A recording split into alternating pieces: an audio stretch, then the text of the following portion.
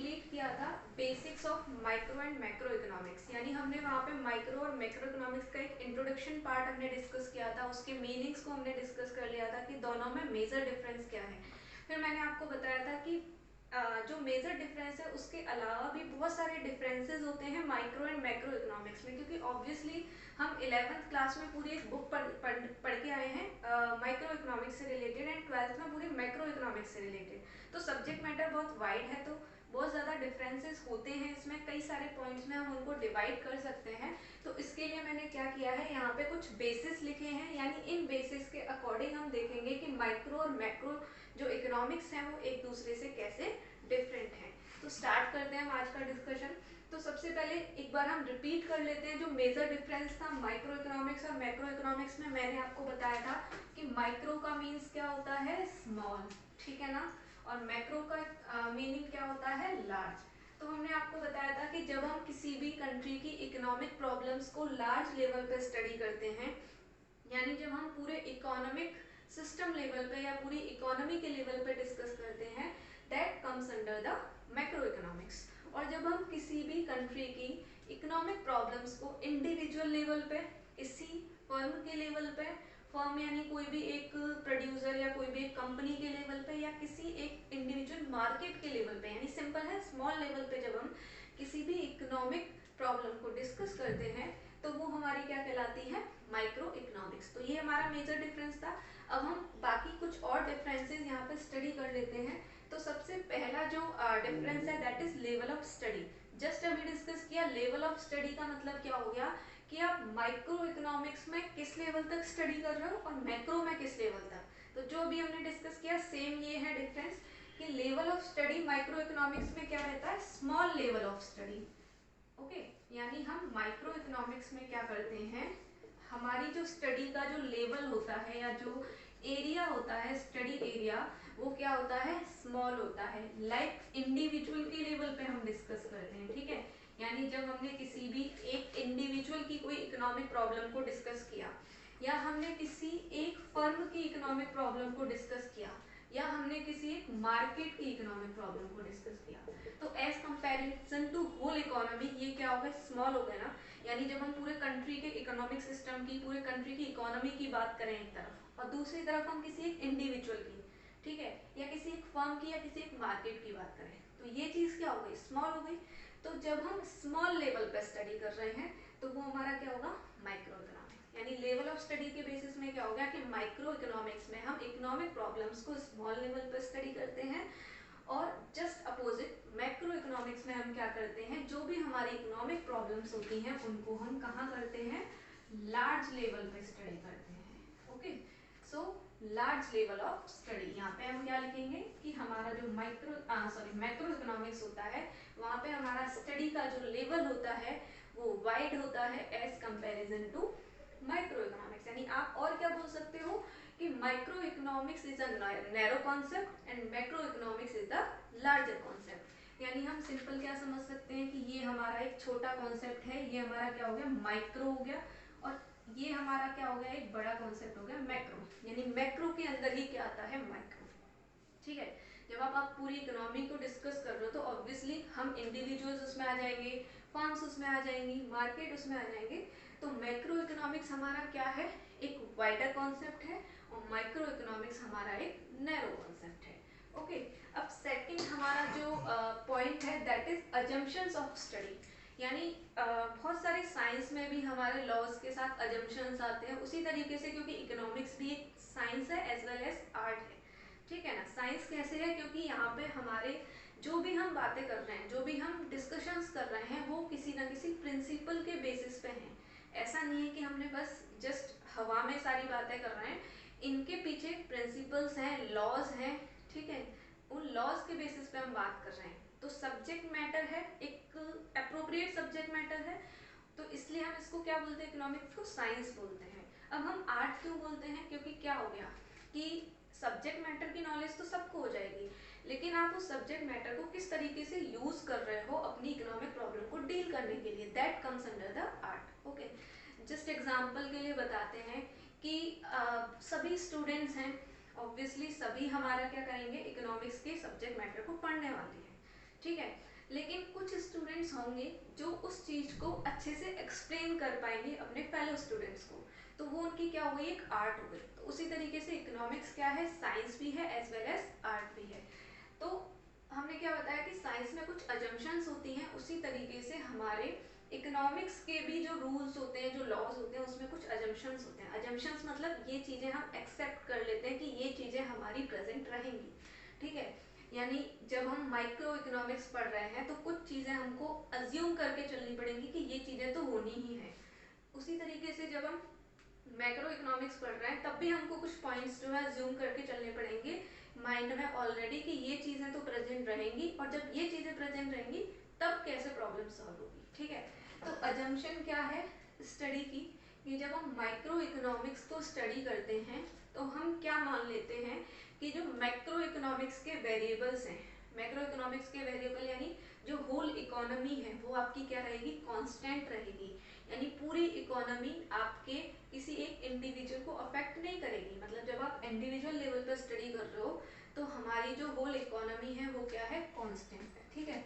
तो micro economics में हम क्या बोलेंगे कि इकोनॉमिक वेरिएबल्स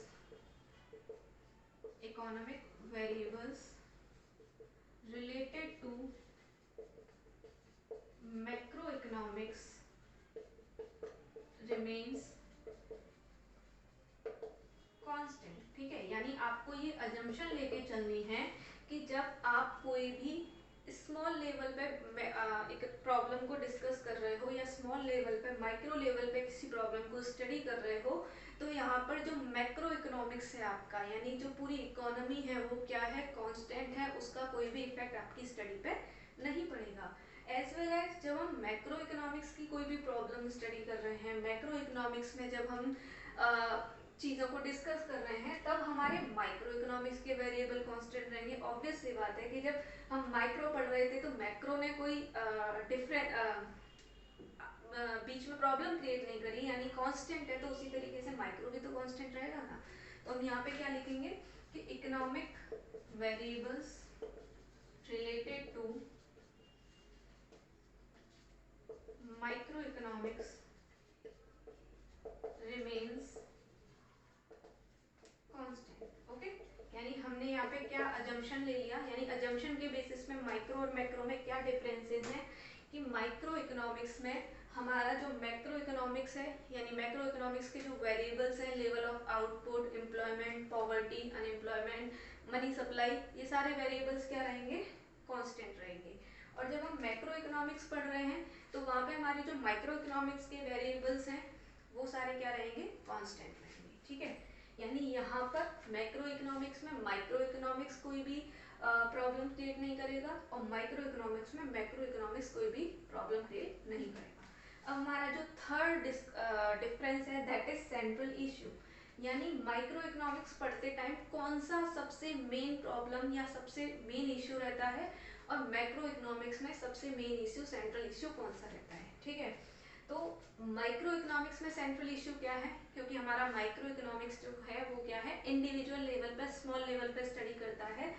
तो यहाँ पे क्या हो गया, जो मेन हमारा सेंट्रल इश्यू है, problem of choice and scarcity related to individuals, okay. यानी यहाँ पे हमारा मेन जो प्रॉब्लम है, मेन जो इश्यू है माइक्रो इकोनॉमिक्स में, वो किससे रिलेटेड है, problem of choice and scarcity से। आपको 11th में ये चीज़ पढ़ाई गई होगी, एक बार रिपीट कर देती हूँ। जो इकोनॉमिक्स का ओरिजिन हुआ है, इकोनॉमिक्स हम क्यों पढ़ रहे हैं, उसका मेन रीज़न तो यही है, ठीक है। रीज़न क्या है, problem of choice and scarcity. एक बार इसको एक्सप्लेन कर देते हैं क्या होता है। देखो हमारे जो नीड्स होती है ना ह्यूमन बींग्स की, वो बहुत ज़्यादा होती हैं, ठीक है। वेरिएबल नीड्स होती हैं, वेरिड नीड्स होती हैं, लेकिन उनको कंप्लीट करने के जो रिसोर्सेज होते हैं वो क्या होते हैं, स्केयर होते हैं। स्केयर यानी कम होते हैं, ओके।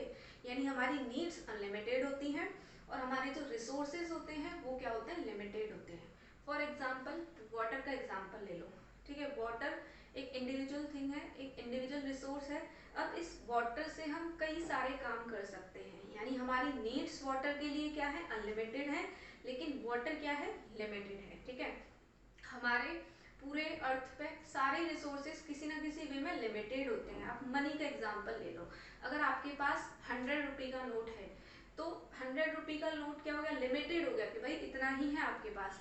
लेकिन आपको बहुत सारी चॉइस मिलती है कि आप इन 100 रुपये को क्या कर सकते हो, सेव कर सकते हो, कहीं इन्वेस्ट कर सकते हो, अपनी बुक परचेज कर सकते हो, अपने मोबाइल का रिचार्ज करा सकते हो, या कोई भी और चीज़ जिसकी आपको ज़रूरत है। यानी बहुत सारी जगह हैं जहाँ पे आप इन 100 रुपये को खर्च कर सकते हो। यानी हमारी क्या हो गई, जो नीड्स हैं वो तो हो गई अनलिमिटेड, ठीक है, लेकिन हमारे जो रिसोर्स क्या हो गए, लिमिटेड हो गए। तो यही होती है प्रॉब्लम ऑफ चॉइस। यानी अब यहाँ क्वेश्चन ये उठता है कि आप इस 100 रुपीज़ को एक्चुअली कहाँ स्पेंड करने वाले हो, कौन सी चीज़ आपके लिए ज़्यादा इम्पोर्टेंट है। फॉर एग्जाम्पल एक और चीज़ बताते हैं, जैसे मान लीजिए आपके पास 2 एकर्स ऑफ लैंड है, ठीक है। अब 2 एकर्स ऑफ लैंड में आपके पास बहुत सारी चॉइसेस हैं। आप उस लैंड पे क्या कर सकते हो, कोई घर बनवा सकते हो जिसको कि आप रेंट पे उठा सकते हो, कोई स्कूल ओपन कर सकते हो, शॉप्स बनवा सकते हो, आप जो है वहाँ पे एग्रीकल्चर एक्टिविटीज़ के लिए उसको यूज़ कर सकते हो। यानी बहुत सारे ऑप्शंस हैं आपके पास। अब जो ऑप्शन आपको बेस्ट लगता है वो आप चूज़ करोगे। यानी लैंड क्या हो गया, लिमिटेड, लेकिन उससे कंप्लीट होने वाली जो नीड्स हो गई वो क्या हो गई, अनलिमिटेड। तो यही होती है प्रॉब्लम ऑफ चॉइस। तो प्रॉब्लम ऑफ चॉइस और स्कैरसिटी, यानी स्कैरसिटी है, रिसोर्सेज कम है, अब इन कम रिसोर्सेज को हम कैसे यूज़ करें, ऑप्टिमम यूटिलाइजेशन कैसे करें जिससे कि हमारी जो नीड्स हैं, जो हमारी वांट्स हैं, वो मैक्सिमम सेटिस्फाई हो सकें, है ना। यानी कम से कम रिसोर्स में हम ज़्यादा से ज़्यादा सेटिस्फेक्शन कैसे लें, यही तो हमको इकोनॉमिक्स बताता है, जो हमको 11th की स्टार्टिंग में बताया गया होगा। इकोनॉमिक्स का जो ओरिजिन हुआ, जो स्टार्टिंग हुई, वो इसीलिए हुई कि हमारे रिसोर्सेज कम हैं, हमारी नीड्स ज़्यादा हैं। अब हम कैसे इन कम रिसोर्सेज को यूज़ करके अपनी ज़्यादा नीड्स को सेटिस्फाई कर सकें।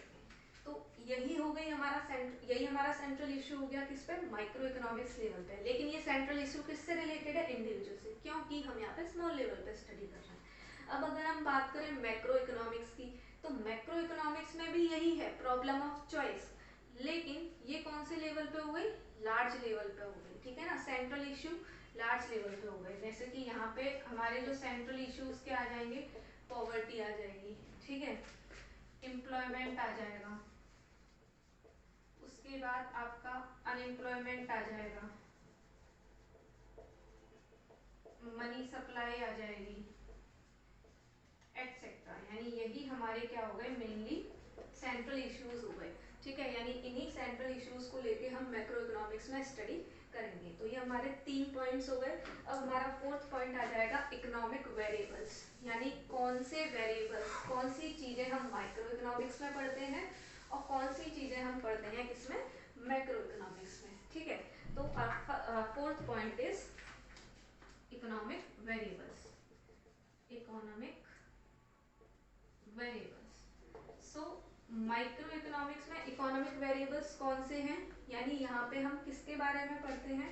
अगर आप 11th की बुक के चैप्टर्स के नेम याद कर लोगे तो आपके जो इकोनॉमिक वेरिएबल्स वाला कॉन्सेप्ट है वो इजीली क्लियर हो जाएगा। कैसे कि हमने वहाँ पे किसके बारे में पढ़ा, कंज्यूमर्स के बारे में पढ़ा, है ना, और किसके बारे में पढ़ा, प्रोड्यूसर्स के बारे में पढ़ा। हमारा जो पूरा माइक्रो इकोनॉमिक्स है ना, वो पूरा प्रोड्यूसर और कंज्यूमर पे ही डिपेंड करता है। जैसे कि हमने वहाँ पे कंज्यूमर्स के सेटिस्फेक्शन के बारे में पढ़ा, डिमांड के बारे में पढ़ा, प्रॉब्लम ऑफ चॉइसेस के बारे में पढ़ा, तो वो कंज्यूमर से रिलेटेड था। प्रोड्यूसर से रिलेटेड हमने क्या पढ़ा, सप्लाई के बारे में पढ़ा, क्योंकि सप्लाई कौन करता है, प्रोड्यूसर। मार्केट्स के बारे में पढ़ा, तो कंज्यूमर, प्रोड्यूसर, सप्लाई, डिमांड और आपके मार्केट, ये सारे किसके वेरिएबल्स हो गए बेटा, ये सारे हो गए इकोनॉमिक वेरिएबल्स माइक्रो इकोनॉमिक्स के, है ना। और हम मैक्रो इकोनॉमिक्स में भी यही चीज़ें स्टडी करने वाले हैं। ऑब्वियस सी बात है, पूरे इकोनॉमी में भी हम कंज्यूमर और प्रोड्यूसर्स की प्रॉब्लम्स को ही डिस्कस करते हैं, डिमांड और सप्लाई को ही डिस्कस करते हैं, लेकिन उसका नाम यहाँ से थोड़ा सा एक्सटेंड हो जाता है, दैट इज एडी। एडी का मतलब क्या हो गया, एग्रीगेट डिमांड। यानी हम यहाँ पे किसके बारे में पढ़ेंगे, ओनली डिमांड के बारे में नहीं पढ़ेंगे, हम यहाँ पे पढ़ेंगे एग्रीगेट डिमांड के बारे में पढ़ेंगे। कोई अलग कॉन्सेप्ट नहीं है, डिमांड वाला ही कॉन्सेप्ट है, लेकिन इसमें एग्रीगेट वर्ड और एड ऑन हो जाता है। और एग्रीगेट का मतलब क्या होता है बेटा? टोटल। एग्रीगेट का मतलब क्या होता है? टोटल। यानी यहाँ पे तो हम क्या कर रहे थे, किसी एक पर्सन की या किसी एक मार्केट की डिमांड देख रहे थे, लेकिन जब हम मैक्रो इकोनॉमिक्स की बात करेंगे तो हम पूरे इकोनॉमी की डिमांड देखेंगे, होल इकोनॉमी की डिमांड देखेंगे, यानी टोटल डिमांड देखेंगे। Total demand of an economy is known as the aggregate demand. ठीक है, यानी जब हम पूरे इकोनॉमी की डिमांड देखते हैं तो वो हमारा एग्रीगेट डिमांड कहलाता है। तो ये वेरिएबल किसका हो गया? मैक्रो इकोनॉमिक्स का। And second variable is AS. अब जैसे हमने एडी लिखा वैसे ही एएस है। A means aggregate, okay, and S means supply. यानी जब हम माइक्रो इकोनॉमिक्स में सप्लाई डिस्कस कर रहे हैं तो सप्लाई किसी एक प्रोड्यूसर से रिलेटेड थी, लेकिन जब हम उसको मैक्रो इकोनॉमिक्स में पढ़ेंगे तो यहाँ पे सप्लाई किसकी होगी? पूरे कंट्री में जितने टोटल प्रोड्यूसर्स हैं उनकी सप्लाई कहलाएगी एग्रीगेट सप्लाई। तो ये किसके वेरिएबल्स हो गए? मैक्रो इकोनॉमिक्स के। एक बार रिपीट कर लेते हैं। इकोनॉमिक वेरिएबल्स माइक्रो इकोनॉमिक्स में कौन कौन से होते हैं? Consumers, producers. कंज्यूमर से रिलेटेड हमारी डिमांड होती है क्योंकि डिमांड कंज्यूमर करते हैं। प्रोड्यूसर से रिलेटेड हमारा सप्लाई होता है क्योंकि प्रोड्यूसर सप्लाई करते हैं। और मार्केट दोनों से रिलेटेड होता है क्योंकि market is a place where consumers and producers meets to satisfy their needs. मतलब मार्केट एक ऐसा प्लेस है, एक ऐसा प्लेटफॉर्म है, जरूरी नहीं है फिजिकल हो, ठीक है, फिजिकल नहीं है, आपका ऑनलाइन भी मार्केटिंग होती है, तो फिजिकल प्लेटफॉर्म हो इट्स नॉट नेसेसरी। तो मार्केट एक ऐसा प्लेटफॉर्म है जहाँ पे कंज्यूमर और प्रोड्यूसर्स डायरेक्टली और इनडायरेक्टली एक दूसरे से मीट करते हैं और एक्सचेंज करते हैं अपनी नीड्स को सेटिस्फाई करने के लिए। यानी यहाँ पे प्रोड्यूसर्स जो है मार्केट में आके कंज्यूमर्स को गुड्स एंड सर्विसेज प्रोवाइड कराते हैं और कंज्यूमर्स उनको मनी प्रोवाइड कराते हैं। ठीक है, तो ये सारे वेरिएबल्स हो गए किसके? माइक्रो इकोनॉमिक्स के। अब अगर हम मैक्रो इकोनॉमिक्स की बात करें तो यही चीजें लार्ज लेवल पे चली जाएंगी, यानी पूरे कंट्री की, यानी होल इकोनॉमी की डिमांड, यानी एग्रीगेट डिमांड वेरिएबल हो गया किसका? मैक्रो इकोनॉमिक्स का। एग्रीगेट सप्लाई भी किसका वेरिएबल हो गया? मैक्रो इकोनॉमिक्स का। तो ये हमारा था fourth point. Now fifth point is economic agents. यानी यहाँ पे इकोनॉमिक एजेंट्स का मतलब हो गया कि कौन कौन से एजेंट्स, एजेंट्स का मतलब आप तरीके से समझ सकते हो पर्सन्स या इंस्टीट्यूशंस के बारे में यहाँ पे बात होगी। यानी कौन कौन से पर्सन्स हैं या इंस्टीट्यूशंस हैं जो माइक्रो इकोनॉमिक्स में इंपॉर्टेंट रोल प्ले करेंगे या माइक्रो इकोनॉमिक्स में डिसीजंस लेंगे, और कौन कौन से इंस्टीट्यूशंस या पर्सन्स या इंडिविजुअल्स मैक्रो इकोनॉमिक्स में डिसीजन लेंगे। ठीक है, तो फिफ्थ पॉइंट क्या हो गया? Economic agents. यानी कौन कौन से पर्सन्स, कौन कौन से एजेंट्स यहाँ पे इन्वॉल्व होते हैं। तो माइक्रो इकोनॉमिक्स स्मॉल लेवल पे है। अब सिंपल सी बात है, जब छोटी चीज के बारे में हम डिस्कस कर रहे हैं, छोटी प्रॉब्लम को डिस्कस कर रहे हैं, तो यहाँ पे बहुत बड़े इंस्टीट्यूशन की जरूरत नहीं है। नॉर्मल मतलब छोटे छोटे लोग मिलकर ही, इंडिविजुअल पर्सन्स मिलकर ही प्रॉब्लम को सॉल्व कर सकते हैं। तो माइक्रो इकोनॉमिक्स में कौन होंगे इकोनॉमिक एजेंट्स? आपके हो जाएंगे सिंपल कौन? Producers and consumers. ठीक है, यानी ये लोग मिलकर ही क्या करते हैं? इकोनॉमिक प्रॉब्लम्स को सॉल्व करते हैं। लेकिन क्योंकि मैक्रो इकोनॉमिक्स में पूरे कंट्री की, होल इकोनॉमी की प्रॉब्लम को सॉल्व किया जा रहा है, तो यहाँ पे कोई एक पर्सन अकेला डिस्कशन नहीं कर सकता, अकेला डिसीजन नहीं ले सकता, अकेला चीज़ों को इवेलुएट नहीं कर सकता। इसीलिए यहाँ पे मैक्रो इकोनॉमिक्स में किसका इन्वॉल्वमेंट होता है? इंस्टीट्यूशंस का इन्वॉल्वमेंट होता है। ठीक है, अब इंस्टीट्यूशंस कौन से होंगे? यहाँ पे आपका आरबीआई आ जाएगा। ओके, आरबीआई का मतलब क्या होता है? Reserve bank of India. यानी रिजर्व बैंक ऑफ इंडिया यहाँ पे आ जाएगा। उसके बाद गवर्नमेंट यहाँ पे आ जाएगी। यानी ये लोग मिलके एक्सेट्रा, ये लोग मिलके क्या करते हैं? जो मैक्रो इकोनॉमिक्स की प्रॉब्लम्स होती हैं उनको डिस्कस करते हैं, उनका बेटर सोल्यूशन निकालने की कोशिश करते हैं। तो ये हमारे मेन कुछ 5 पॉइंट्स थे जिनको हम डिफरेंसेस में लिख सकते हैं। एक आध पॉइंट हम अपनी जनरल नॉलेज से भी बना सकते हैं, जैसे कि आप एक पॉइंट लिख सकते हो कि माइक्रो इकोनॉमिक्स में माइक्रो वर्ड होता है, तो माइक्रो का मीन्स क्या होता है? स्मॉल। और मैक्रो इकोनॉमिक्स में मैक्रो वर्ड यूज होता है, तो मैक्रो का मतलब क्या होता है? लार्ज। एक डिफरेंस ये हो गया। आप सेकंड डिफरेंस क्या लिख सकते हो कि micro economics is the narrow concept और macro economics is the wider concept. तो 2 पॉइंट्स तो आपके ये बन गए, उसके अलावा 5 पॉइंट्स आपके ये हो गए, तो 7 पॉइंट्स जो हैं मोर देन इनफ है अगर आपके एग्जाम्स में क्वेश्चन आते हैं तो इस तरीके से हम हमारा डिफरेंस यहाँ पे क्लियर होता है माइक्रो एंड मैक्रो इकोनॉमिक्स का। आई होप आपको ये जो टॉपिक है वो क्लियर हुआ होगा। बाकी अगर कोई भी आपको इससे रिलेटेड क्वेरी है या कोई अदर क्वेरीज है इकोनॉमिक्स से related, so you can ask me in the comment section. And अब हम मिलेंगे हमारी नेक्स्ट वीडियो में, जहाँ पे हम इसके स्कोप के बारे में डिस्कस करेंगे कि मैक्रो इकोनॉमिक्स का स्कोप क्या है, या बाकी जो इस चैप्टर में जो टॉपिक्स हैं उनको डिस्कस करेंगे, और नेक्स्ट वीडियो में हम इस चैप्टर को एंड कर देंगे।